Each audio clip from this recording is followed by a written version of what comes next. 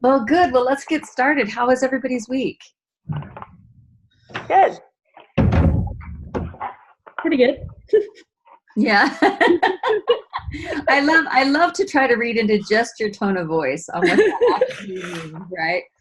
So, all right. So let me start with some specific questions. How did you do on journaling? The questions we talked about last week about where you want to be 20 years from now with your relationship with food. I didn't do much journaling. Okay. I don't know. I don't do well with journaling. Sorry, I'm still trying to. Okay.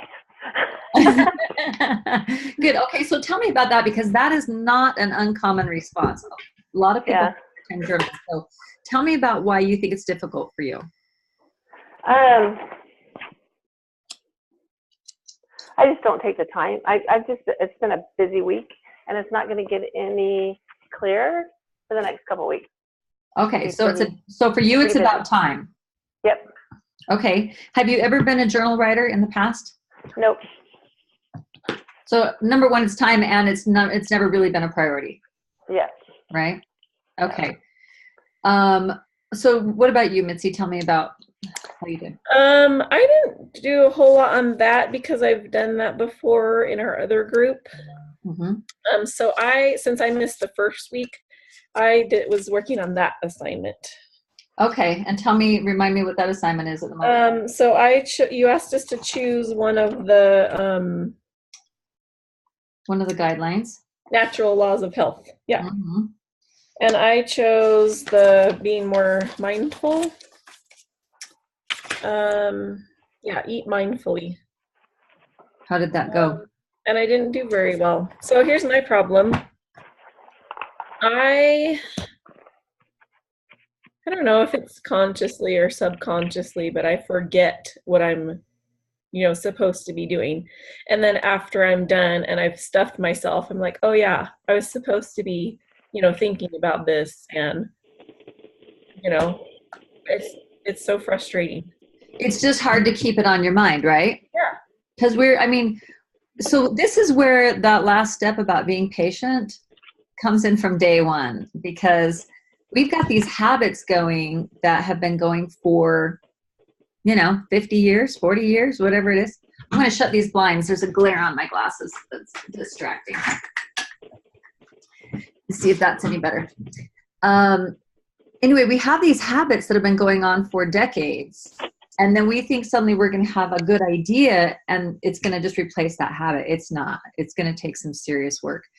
So just remembering that you want to do it in the first place is your first problem, right? Mm-hmm. So what are some things that you guys have done in the past when you really, really need to remember something? Write it down. Where? On Post-it notes. Okay, putting it on a Post-it note can be helpful. That's one idea. What else? If I need to remember things, I set alarms. I do that on my phone a lot. Mm-hmm. If I have an important appointment, I always set an alarm too, because I don't trust myself. Okay, good. What else? What do you do, Julie? To try to remember something? Mm-hmm. Okay, this thing is not working. You have tape in front of it or something. Yeah, you guys are falling. I don't know what's wrong with this thing. All right. Good question. I will set an alarm for things for sure. I put things on my calendar. I've even done things like with things like this that are a little more vague and it's not necessarily a certain time. I will put a reminder and repeat it every day on my calendar. And that helps a little bit, but that's a good idea. Because I do look at my calendar every day. Okay. I'll tell you something that comes to my mind that I did one time. I don't even remember what I was trying to do now, but it was something like a habit I wanted to create, and it wasn't something that was a time specific thing. So I always wear a ring on this finger. And it's the only finger I really wear a ring on besides my wedding ring. And so I took a ring that was a little bit bigger and I moved it to a different finger. I think I spread it out a little bit. It was one of those like barely adjustable ones. And it irritated the heck out of me to have it on the wrong finger. Mm-hmm. And every time though that I thought about that, I think I was trying to memorize something. I don't remember what it was. But every time I thought about the fact that that ring was bugging me, it brought back, okay, I'm doing that to remember this. So it was something that automatically reminded me. And then what happened is I ended up getting used to it on that finger, and I had to switch and I had to do something else. But for then, I mean, it took a couple weeks, and that was enough time for me to do this thing I was doing, you know, a few hundred times and get it in my head. Or it could be something as simple as, oh, another thing I did similar to that is I went back when I used to wear a watch, I wore it on the wrong hand. That would remind me. You could move your silverware to a different drawer so that every time you are going to go eat, something's different and you go, oh yeah, I wanted to make sure I pay attention when I eat this. Okay. So there's little things, there's little tricks like that that you can do that just remind yourself, oh yeah, that I wanted to do something different here. Because that's absolutely the first step, is just getting yourself to even think about it when you're not in the moment of crisis. We all think about it after we've binged. We all think about it when we wake up in the morning and go, oh, am I going to be able to do it today? Right?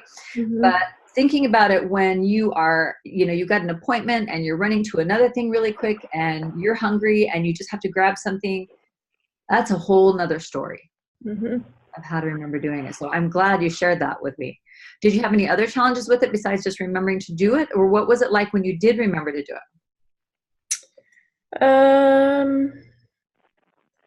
I had some good, resisting, you know, things like, I can't remember anything specific, but I do remember that I was thinking in my head, no, I don't want that right now, or no, I'm not hungry. Okay. And then I had some other times that it was, I'm not hungry, but I'm still gonna eat this. But I'm still having a problem figuring out what is wrong and why I'm eating. Because consciously, I even asked myself, why do I want this? I don't know, I just want it. But so I don't know if it's a subconscious thing. Like, for instance, last night, my mother-in-law was here, and Julie, are you in our other group? Is she? No. Okay. So my mother-in-law was diagnosed with a brain tumor in June. She's had surgery. The outlook is not good at all. Maybe she has like a year, maybe more. So anyway, she's gone through chemo and radiation, and she has this break right now. And she was over here last night, and she was telling me that she has an MRI coming up, and after that, she's supposed to start this high-dose chemo phase, where it's 5 days per month for 6 months. And she was telling me that she just doesn't know if she even wants to do that. She said she's going to try the first, you know, round, and depending on how she feels, she might not want to do that. So, you know, of course, I was crying while we were talking, and then I noticed later I wanted to go back and have more dinner. You know, we had Swedish meatballs, so I kept going into the crock pot and getting another meatball. So consciously, I wasn't thinking about that. Like, I want this to make me feel better because of Karen. But now that I look back at it, I'm like, well, that was probably it. But like, do you know what I mean? Like, it wasn't like, I'm so sad right now, I want to eat this. Right. Well, so here's why I encourage journaling in some form. And it does not have to be a long, lengthy ordeal, but here's why I encourage it. Because at first, and every good therapist, psychologist will tell you this, when you're trying to change something, at first, you don't even recognize you're doing it until hindsight, right? You just do it. And then, like, sometimes it would take me 2 days to go back and go, okay, let me calm down enough. What was I doing? What happened right before that? How did I feel? Oh, crap, there was it, right? And it would take me 2 days to figure that out. But if I don't, like right now you said, I had some great experiences where I chose not to eat something because I wasn't hungry, but I don't remember what they were. Now, if you had quickly jotted down like 5 words, Sunday, 1 p.m., cookies, decided wasn't hungry, you know, something stupid like that. Then when you have time to think about it, then it's much easier to go back and actually pinpoint, well, what's happening? What was going on here? What's my what was my thought process? Because we can't, I mean, we're all busy women. We don't get to stop anytime we want and just sit and analyze what we're doing at the moment. Right? And so at first, it really, really is in hindsight. And then what happens is the gap gets shorter and shorter and shorter. So now instead of 2 days later evaluating it, maybe I'm doing it a day and a half later. And then I'm getting to a day later. And then pretty soon I find myself doing it like right after. I do it and I go, oh crap, I just did that. And then I find myself thinking it while I'm doing it, right? I'm still doing it, but I'm going, you know what? I'm doing this right now because I just want to rest. I just want a mental rest right now, but I'm still doing it. And then you start finding yourself thinking it right before you do it. And you're like, do I really want to do, why am I doing this? Okay. And then you have a choice. Pretty soon it gets further and further ahead. And the more ahead it gets, the easier it is not to do it, because now you've given yourself mental time to think about what is the real problem here, and is this going to help? And if not, what will help? And really, because that's the trick. It's not just resisting the thing that's going to hurt. It's finding what is going to help, right? Who was it in general conference? I have a horrible memory. Somebody was talking about, I think it was President Nelson, that if you want to give something up, you don't just give something up, you actually have to replace it with truth. So if you're trying to get rid of something that's wrong, you have to replace it with what's true. And so if you could have seen, you know what, I want to keep eating dinner even though I'm full. Well, why am I doing this? Well, you know what, I'm exhausted. I'm mentally exhausted. I'm emotionally exhausted. And this just seems pleasant, right? Yeah. Why do I feel that way? Well, that was really hard to deal with my mother-in-law, and I'm sad. But is that going to make me feel better? No. Okay. What will actually make me feel better? Can we pull out a game right now? Is there a book I want to read that would be nice to go read? Do I need to go to bed early because I'm exhausted? Do I, and you fill it with what you really need. Well, now you don't feel this constant urge to go get the extra meatballs because you're actually giving yourself what you need.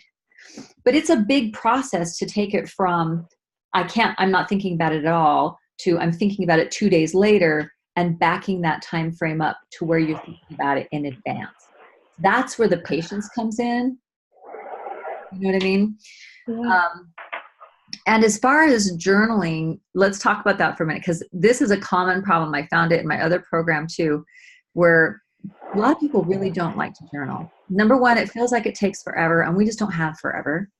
I have one client that was really honest with me on a phone call and said, you know what, if I journal, that means I have to look at it, and I just can't look at it.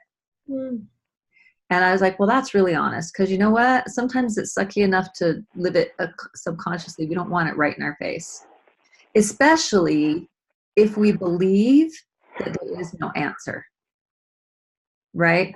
If you believe that, okay, my mother-in-law's dying, she's going through this horrible thing, it makes me so sad, and there's literally nothing I can do about it, then your brain says, so why are you dwelling on it? Why are you thinking about it, right?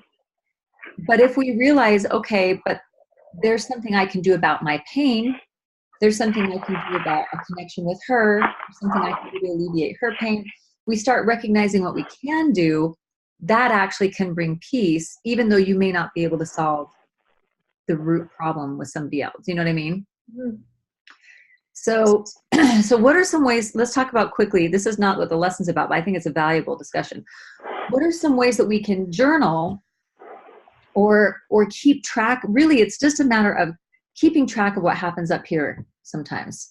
How can we do that in a way that doesn't take a ton of time, is not intimidating, doesn't seem like, I don't have time for that? Well, with Siri, it's so easy. You can just tell her to make a note and say what you want to say, and there it is. Ooh, you know what? I honestly have never thought about doing that. That's really good. That's really good. So that you would have work if you were by yourself. I mean, I wouldn't want to do that with my family around. No, yeah, otherwise you're going to do it quietly. But yeah, you're right. I do that all the time with my grocery list. Siri's put milk on my grocery list, and it takes me 2 seconds, even if I'm driving. So why not make a list that says FFTF, or From Food to Faith? Nobody else even knows what it means. And you could say, And it even puts a timestamp, right? Oh. When you put that thing on your list. So you could say, really wanting cookies, don't know why, you know?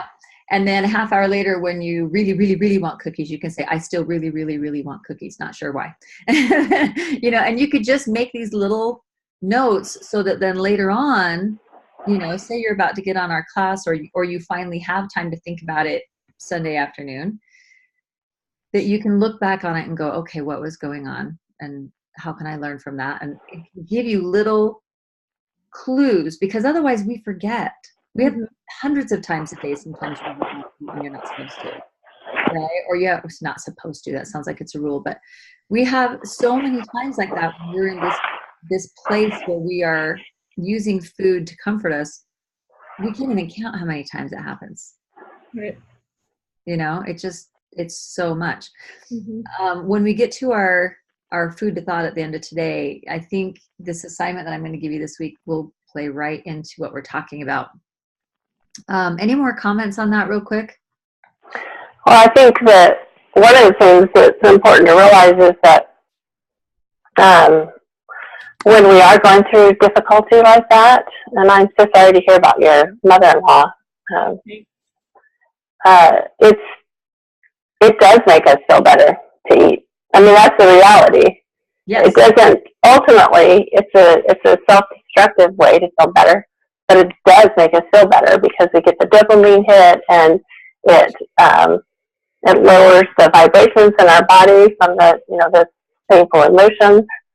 And so we do get something from it. So we recognizing that too, that there is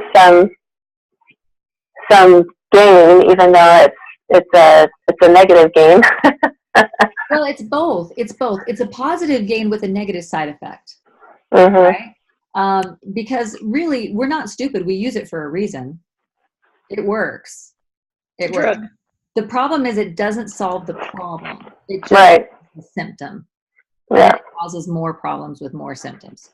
So really, it is about recognizing what we need, because you do need something, and then working on finding a way to give yourself that need in a way that actually works and doesn't give you negative side effects, right? And what we need to do is quit avoiding our emotions and just feel them. And generally, it processes a lot faster if we do that. But easier said than done.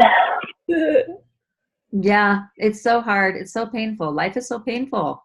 Why does it have to be so stinking painful all the time? Okay, so did any of you get a chance to download or read the ebook? No. I was going to wait until, because I got the link, and then you had said something about there was another iteration of it coming or something, and so I thought, I'll wait until the next day and pull it up then so I make sure I have the right one, and then I forgot. I downloaded it. That's as far as I got. Okay. Well, since you haven't started, download it again, because I did all my last minute alterations at like 2 a.m. the day before.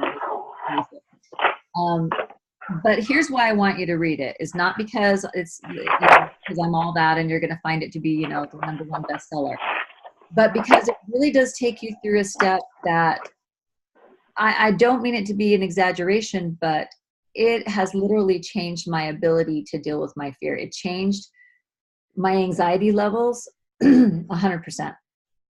I mean, well, that makes it sound like I never have anxiety. That's not true.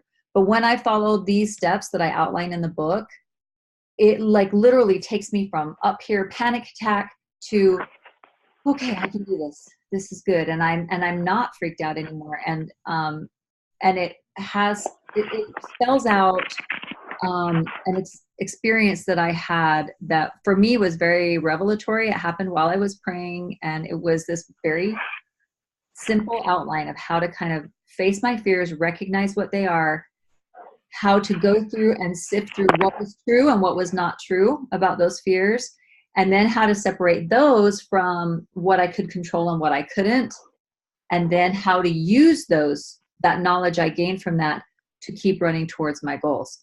And so what I find is if I will actually sit down and go through those 5 steps it's amazing how my anxiety goes down. That takes a little bit of time to do that. So you have to practice it enough that you can do it quickly. But it's something I really want you guys to know, because it's one of the most important things I think that I can share on how to deal with these very scary, hard emotions that we feel. And we can go over it for a whole lesson sometime if you want to, but if you can read it on your own and then we can talk about it, that's going to be even better. So what I wanted to talk to you about today is there's a reason why this program is called From Food to Faith. And I think it's important to talk about quickly why faith is an important part of this.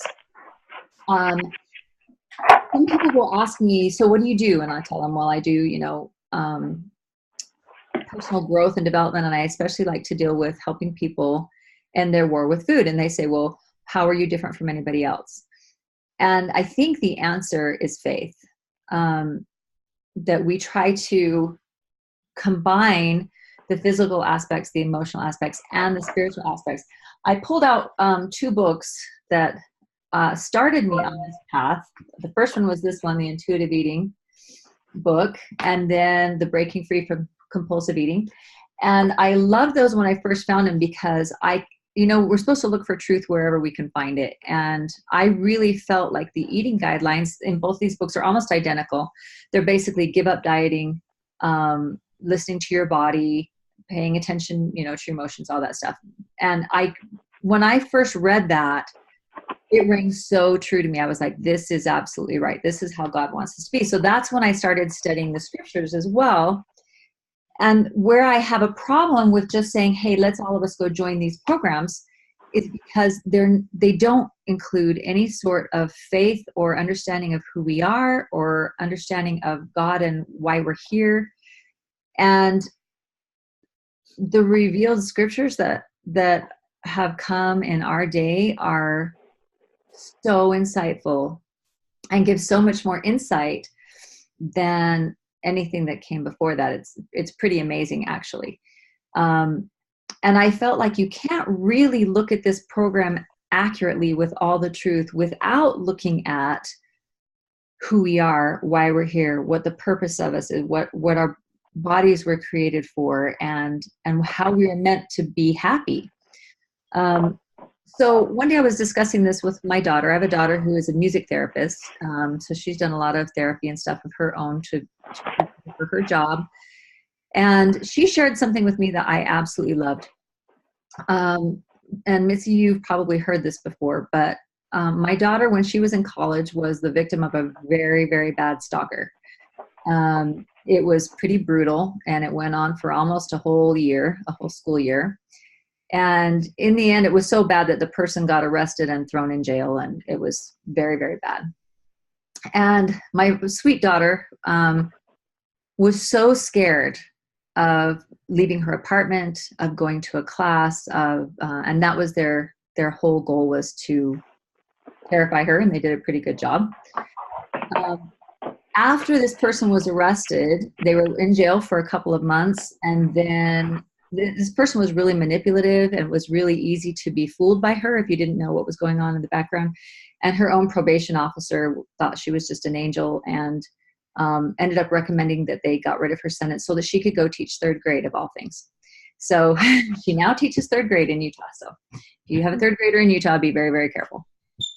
Anyway, so when this person got out of jail, my daughter was really having a hard time not being afraid. Didn't know if she would come look her up, didn't know if it would continue again, and she was just really scared. And so when she was talking to her therapist said, okay, let's talk about faith and fear.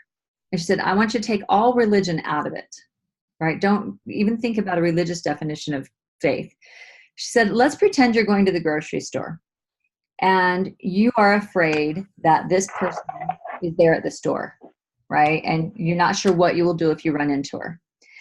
She said, well, you have a couple of options. You still have to go to the store. You got to get what you got to get. You got to make dinner. You got to do whatever. But you can go with one of 2 attitudes. You can go in fear. And when you go in fear, what is that like? Well, you're scared the whole morning that you're thinking about it. You got to get ready to go, and you try to figure out how you can get in and out as quickly as possible. And then you're afraid the whole time you're at the store, and you're looking, you're turning corners carefully, and you're making sure that you get through the store as quickly as you can, and you don't feel safe until you're back in your car, right? So that's one way you can go to the store. Another way you can go to the store is with faith that whatever happens at the store, you're going to be able to handle. So if you walk in the store and you turn a corner and there she is, what are some of your options? You could punch her in the face. You could say some, choice words and walk away. You could just leave your cart there and turn around and leave the store. You could call the police if she says anything to you. She went through this list of all her options of how she could handle it. And she said, when you go to the store with faith, knowing that you can handle what happens to you, no matter what it is, it doesn't change whether or not that person is at the grocery store, right? Going with fear or faith will not change if she's there, but it will change your entire experience beforehand, during, and after, right? And so it was just this very awesome definition of what it means to have faith instead of fear. It doesn't mean faith that everything will go the way you want it to go. It means faith that you'll be able to handle what you need to handle. And then I think when we add the religious view of faith in there, we of course know that our Heavenly Father is there for us, that He can help us know how to handle. How are we going to handle when our mother-in-law dies? That's going to be painful. How do we handle when our children are making decisions that break our hearts? How do we handle when we have no income and we don't know how we're going to make our next payment on the house? There's all sorts of scary things in life, and there always will be scary things in life. But when we can handle them with an attitude of faith, knowing that, you know what, hard things are going to happen and it's going to be okay. I'm going to be able to handle this, and we'll get through it. That is a completely different way of approaching life, right? Of approaching our problems. Any thoughts about that?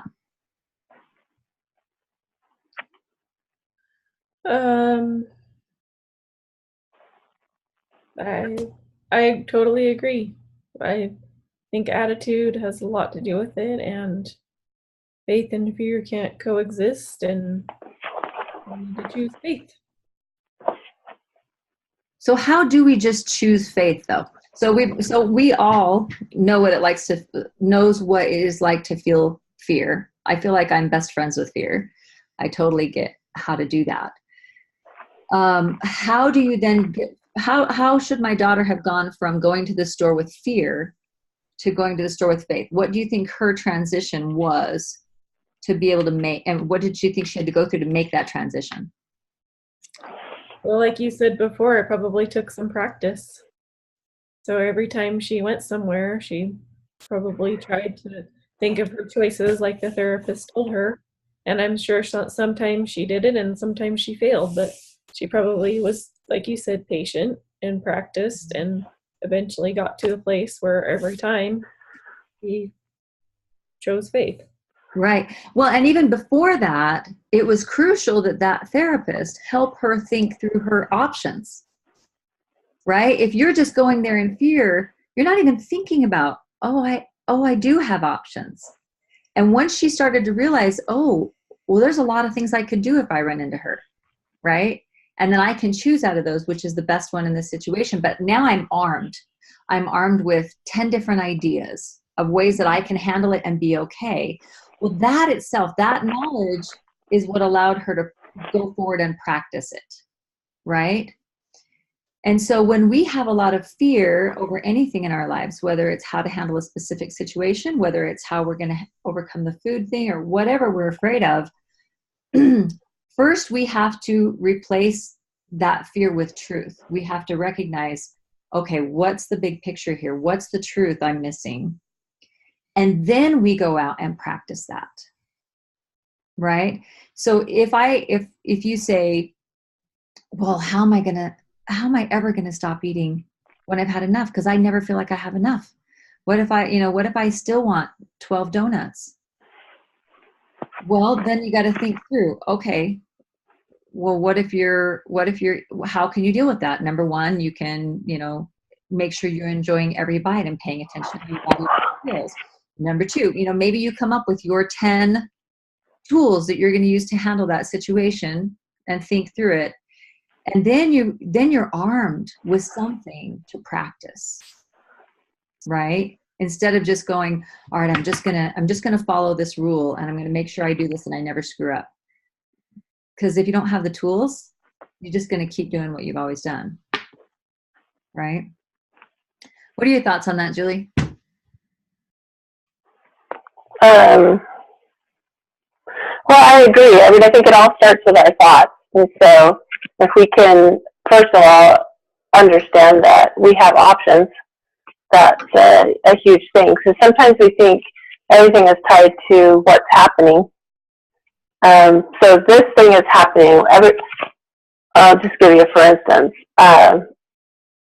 just an example that's not necessarily true, but just so like if you've got, let's say, a husband that brings donuts home every single night, we can blame it on the donuts and just the circumstance that they're there, or we can think about it a different way. Like if we just say, okay, they're there, so I have no choice, and we recognize that we do have a choice, so we can think about it differently and go, yeah, they're there, but that's not what I want to eat tonight, or that's not what I'm choosing today, or whatever it is. So. Yeah, absolutely. And even thinking through, you know what, I can have them if I want them. Mm-hmm. The question is, do I really want them? Or do I want one? Is that good? Do I not want any? I mean, whatever.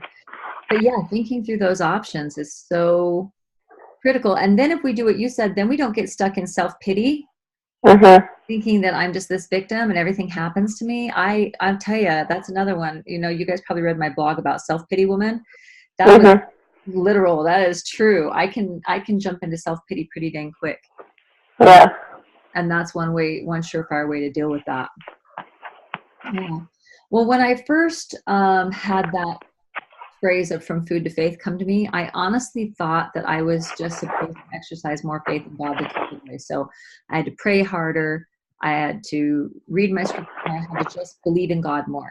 And there's nothing wrong with doing those things. But what I learned, and especially through going through the 12-step program, was that what I had to do was learn how to have more faith in God's way of handling things, right? In God's way of getting things done, not my own. I had to learn how to recognize my own self-pity and my resentment. And I had to have enough faith to let that go, and had to have the faith to recognize and take responsibility for myself. That was hard. And to stop trying to take responsibility for other people. That is still hard. I guess all of them are still hard sometimes. But the more I learn to trust God and kind of mind my own business and really take accountability for me, then the less I feel the need to eat, because I don't have so much anxiety. I don't have so much fear taking things over. Or when it does pop up, which it does, I have tools to walk myself through that and go, okay, here's what's going on. And I can walk myself through those 5 steps, which is the ebook. And then I'm restored back to a place of faith and peace, and it's okay, I can handle this now. But so for me, that's really where faith comes in this. When I deal directly with my own weaknesses and my own limiting beliefs and replace those with truth, which I get through my exercise of faith and through God, then my anxiety is replaced with peace, and I don't feel the need to overeat. Right? So it's amazing how one day I could have 12 donuts sitting on the cupboard and literally forget about them and not really care. But on a day where I'm caught up in a lot of anxiety, man, those 12 donuts are singing my name at the top of their lungs, right? And that's all I want. So I think it's important to recognize when the program is called From Fear to Faith, what that means. So when do you guys find yourself struggling the most to exercise faith that things are going to be okay? What situations seem to trigger you the most?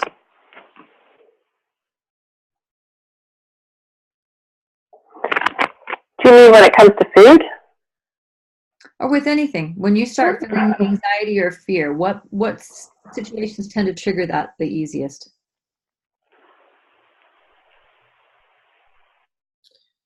For me, it's probably with Dawson, my son.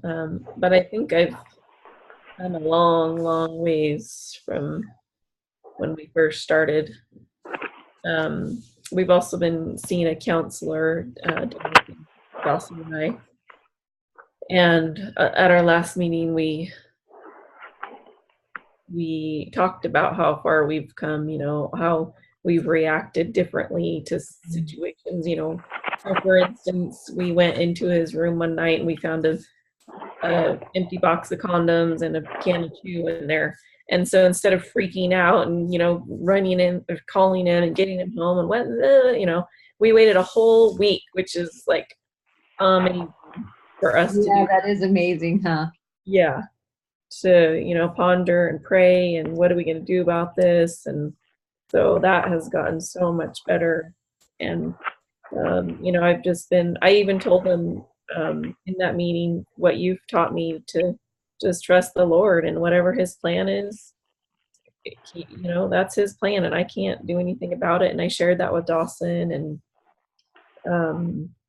the mission thing came up because Julie, he's 17, so he's a senior and he'll be 18 in May. So we're talking about a mission and stuff. And I told Dawson, I'm like, just for the record, I am totally over you going on a mission. Like right now, I just assume you're not. So don't think that, there's this pressure from me that I think you have to go on a mission. And so, I just wanted to get that out there. But that came from you with your help to, to trust God. And if a mission is in the plan, then we'll go. And if it's not, then we won't. And Wow. I think I've just gone a long ways with that. I think we can all probably admit that situations with our kids are probably some of the first things that get us afraid, right? That kind of spark that sort of anxiety. At least for me, I can join in and say amen. Yeah. No, I agree.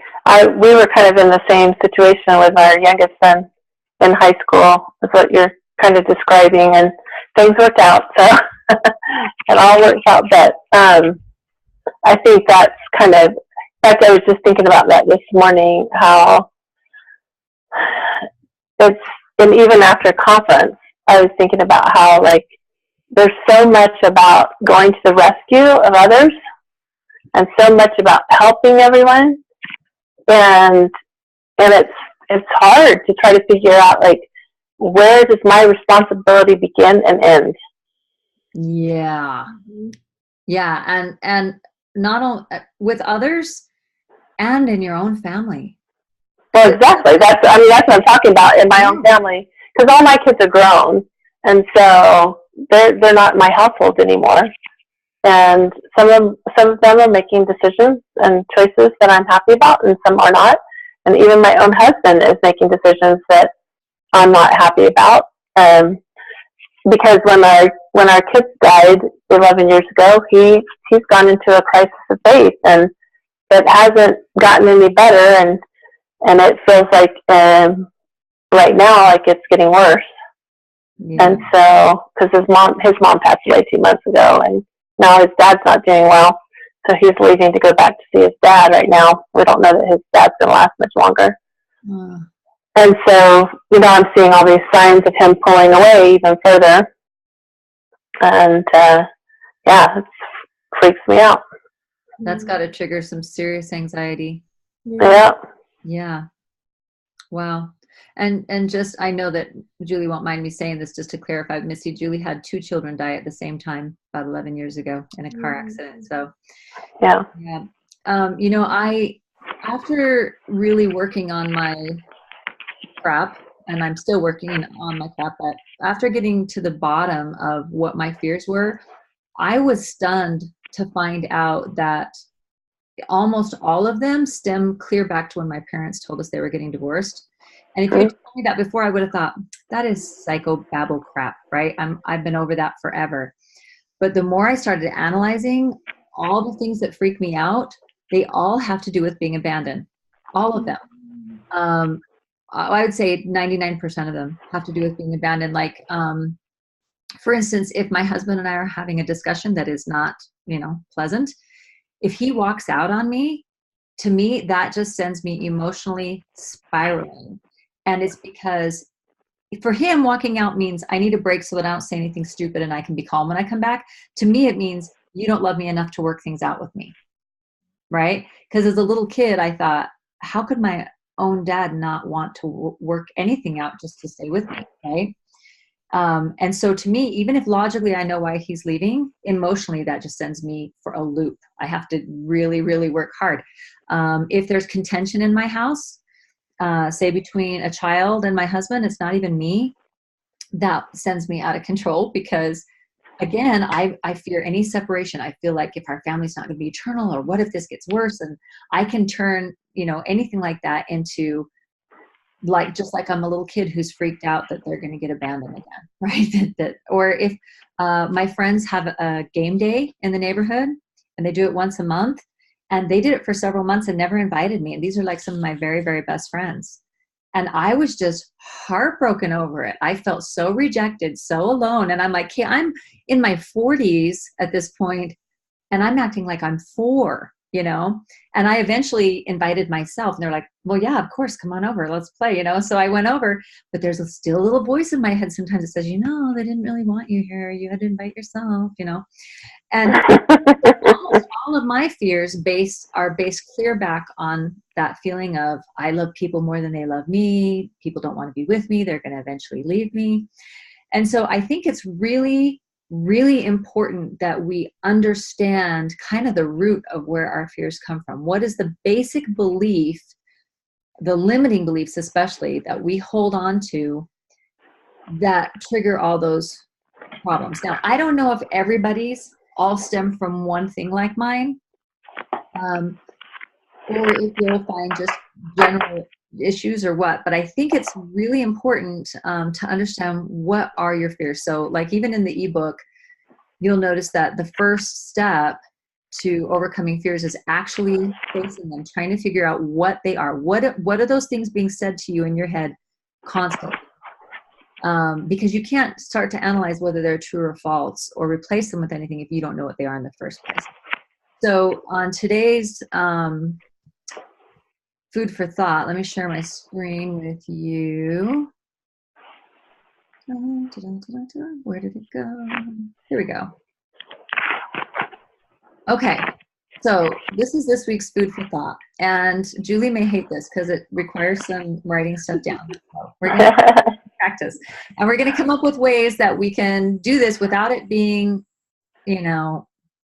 I don't want this to be something you won't do. I would rather have you write down 2 words that might trigger your memory later than have you feeling like you just can't do this, okay? Because I feel like this is really important. So down here it says, here's a helpful exercise for identifying the roots of our fears. That's what we're trying to just learn about. You don't have to change them yet. Just find out what they are.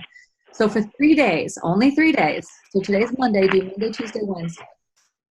Keep a running list of everything you find yourself being afraid of or anxious about. Okay, anxious is the exact same thing as fear. But anxious seems to be this low-level, continuous thing going on. And sometimes we think of fear as being this huge, I'm so afraid. No, just anytime you feel that, you know what I'm talking about? Mm-hmm. You wake up with that feeling of, what's wrong? I already feel like something's wrong, but I don't know what it is. You ever feel that? I know what it is. There's too much on my to-do list. There you go. So right there, it would be easy to say, I have too much on my to-do list. I'm afraid I won't get it done. Right? Yeah. I won't get the stuff on my to-do list. That's easy. Yeah. So anytime you come up with anything you find yourself being afraid of, just write it down as quickly as you can. Use Siri, use Post-it note, whatever you want to. I love using your phone because it's probably with you constantly. right? That's an easy, quick way. And then if a fear repeats itself, write it down again. So if at 7 o'clock in the morning, Julie writes, I'm never going to get through my whole list. And then at 10 o'clock, she writes, I'm never going to get through my whole list. And at 5 o'clock, I'm still not going to get through my list. And at 10 o'clock, I never get through my list, and just keep track of how many times that comes up. Okay. After the 3 days, go through the list and just consolidate the ones that are the same. So if in 3 days, Julie thinks to herself, I'm never going to get through my whole to-do list 20 times in 3 days, just write, I'm not going to get through my to-do list, put number 20 next to it. Okay. See how often it pops up. If, your son walks in and you feel like he's not getting it and you just have that twinge of, sometimes I get that when I go to somebody else's mission farewell and I get that, my kid's not going to serve that, just little twinge, write it down. That's it. I feel afraid that my son's going to miss out on a mission. Right. And just keep track of every time it comes up. So then after the 3 days, you've got your list. If they're different, keep them separated. If they're the same, consolidate them so you can just quickly see, okay, here's my 5 things that I tend to be afraid of most. And then go through them. This is going to be the tricky part for those of you who hate to journal. And I want you to ask yourself questions about each of those fears and see if you can't get to the root of what it is that you're afraid of, that thing. Because the thing itself is not the end of what you're afraid of. So, okay, I'm afraid my son will miss out on serving a mission. Okay, what would happen if your son didn't serve a mission? Right? Well, I'm afraid he'll miss out on opportunities. Okay, what would happen if you miss out on those opportunities? Well, I'm kind of afraid maybe I didn't teach him the gospel well enough. Well, what happens if you didn't teach him the gospel well enough? Well, maybe I'm a bad mom because, they talk about in the scriptures, the stripling warriors' moms knew it and their kids were so strong that they never faltered. So what's wrong with me that I couldn't teach my kid, Mm-hmm. And you start getting deeper and deeper into understanding, so I really have this belief that good moms can teach the gospel so strongly that their kids never struggle, right? And once you get to that root belief, that's when you can take time to look at it and go, okay, so that's what's going on in my head. Is it true? Well, maybe it was true for the stripling warriors. I don't know. But I know that all sorts of modern prophets have said, we still have our agency. We're still going to have to get our testimonies for ourselves. And parents aren't perfect. And, so I can go through the truth and start dissecting, well, what part of this belief is true, if any of it? What part of it is a lie? Okay. This is where the ebook steps are going to come in handy, right? And just see if, for this week, don't even think about, the ebook's going to talk about 5 steps of what to do with that fear after you identify it. All we want to do this week is just identify it. See if you can get to that point of saying, what are some of my root fears that freak me out the most and why? Okay. Good. Yeah. So, and then I put on here the same thing as last week, just saying if you haven't downloaded it yet, there's a new download. It's the same link, so don't worry if you have the old link. It's the same one. I just changed the document that will download when you click on it. But this is going to be a really helpful tool to dealing with all those fears that we all struggle with. Okay, so what's the number one thing that you think could get in your way of doing this assignment this week? Forgetting. Forgetting to do it? Okay, so we talked about a few ways you can remind yourself. Can you think of one that might work? I'm going to try the ring thing. That worked really well. That was irritating as heck to have it on the wrong finger. But that could probably work. What about you, Julie? What do you think one of your challenges will be? Oh, just chaos right now. I have company and took a break for a minute, and my sister leaves tomorrow, and at the same time I've got to go watch my 4 grandkids because their parents are leaving for Italy. And then my other daughter comes in with her 4 kids, and so we're going to have 8 kids. it's going to be chaos. Okay. Until the end of the month. And then my husband is leaving town to go see his father because he's terminally ill. So, yeah, just chaos. And I have a big event on Friday. We're having our anniversary party at our clinic on Friday, and my son, it's like chaos. Okay. My son who works for me, he's actually supposed to be working today. He had 4 days off, so he and his wife went to Boise, that's where she's from, and then they got stuck up there because their car broke down. So now, on top of everything else on my to-do list, I'm having to cover the clinic, and I'm probably going to have to, they're supposed to be watching the kids part of the time so that I can work. I might be watching the kids and trying to cover the clinic. I have no idea how I'm going to make that work. So yeah, I'm a little bit in a bad place right now as far as time crunch. You're in the perfect place. You're in the perfect place because this is your curriculum right here. Life is your curriculum. It's you what you need to learn with. So what better time to discover when you feel anxious than to be in a time where you're feeling it all the time. It's when you get to the root, because you're going to see exactly what's happening. So what kind of phone do you have? An iPhone. Okay. So can you put a list? Do you know how to use your lists? Oh, yeah. Okay. So you're like me. You're a list person. I love lists. So what if you create a list and literally you're going to be driving a lot back and forth, right? Yeah. Mm-hmm. So what if you were to train yourself that on red lights, just red lights, you're just going to spend the time that you're sitting at the red light thinking about how am I doing? What have I been afraid of so far today? And you just quickly push your button on Siri and say, add can't do all of this to my FFTF list. Yeah. Or you can call it faith list, something easier to say to Siri.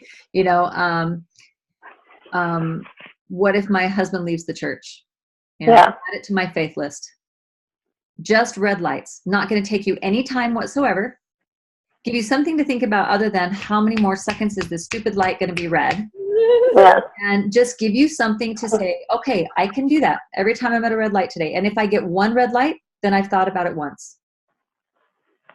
Yeah. Right? And then maybe later on, after we get to identifying what your fears are and you're confident what those are, maybe you change it and you use those red lights to, repeat to yourself the things you know are true, or to repeat yourself what your goal is that day.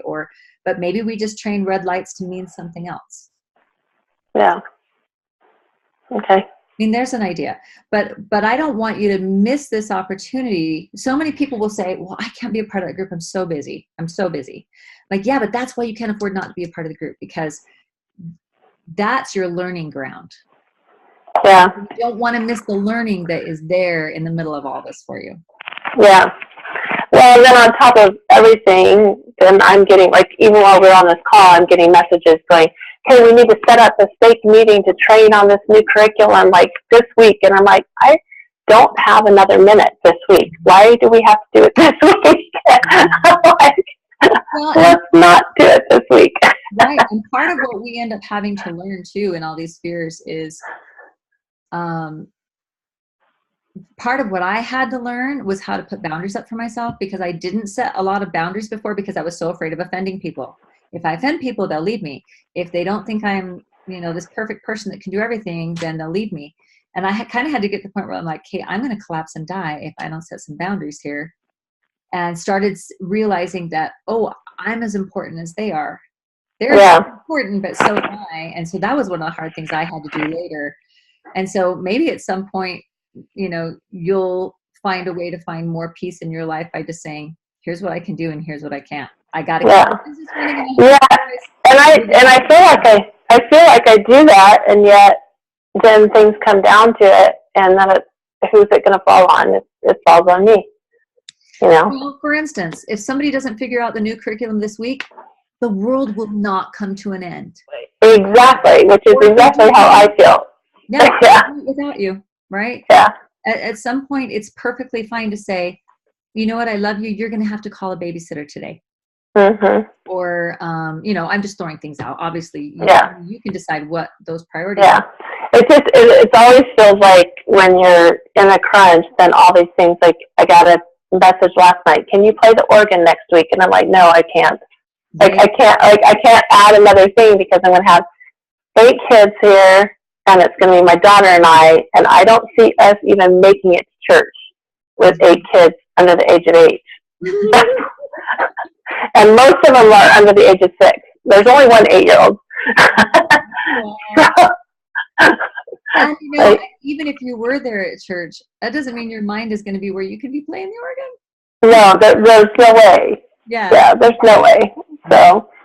So use this. Find a creative way that you can do it that's perfect for you. You don't have to sit and journal for an hour. You know, just figure out what works for you and just do that.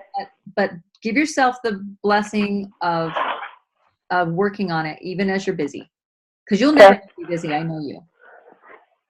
Oh, yeah. No, that's true. Maybe not busy, but we'll always be busy. So let's learn from it. Yeah, exactly. I have a silly question. When you're talking about adding that to your list, what's the app that you're using? Is there a list app or is it Notes? Oh, it's on your phone. It's just is it just called? No, it's not Notes. It's List. Let me see what it's called. I think it's called Notes, and there's List and Notes. There's Notes is separate. What is this called? There's a Reminders one. Yeah, it's Reminders.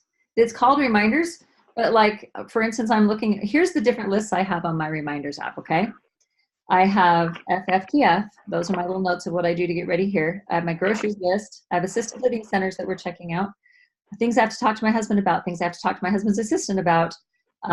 Gifts that I want to give for friends and neighbors for Christmas. Today's goals, gratitude list, daily tasks. Things I have to ask the law office questions. Stories. Quotes, good quotes that I hear, gift ideas, blog posts, TV shows, movies that I want to watch. See, it goes on and on and on and on. So if I have a doctor appointment for my mom and I need to remember to ask him certain questions, I'll make a list for it and delete it when we're done, right? So it just means anything I can't remember. So when you push the button, you can just say, and it knows, it'll call it a list. So you can say, add hamburger to my grocery list, and it'll say, okay, I've added it, you know.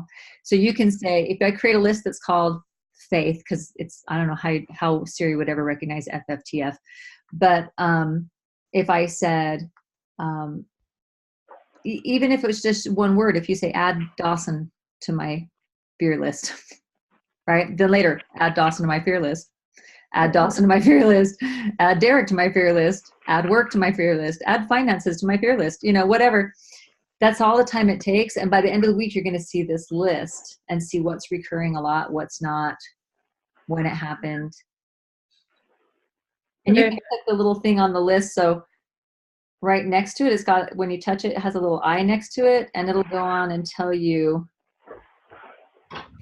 oh, it's not telling me what day I put it on. It is telling me stupid things I don't care about. But anyway, so even if you just do it for 3 days, then you'll see, okay, in 3 days, here was the things that came to mind. Okay. I gotta go. My husband needs me. Yep, it's 11 o'clock. Thank you, guys. If you have questions, concerns, comments, things that are working or not working, throw it on the Facebook page. Okay. All right. Talk to you later. Bye. Bye. Bye, Julie.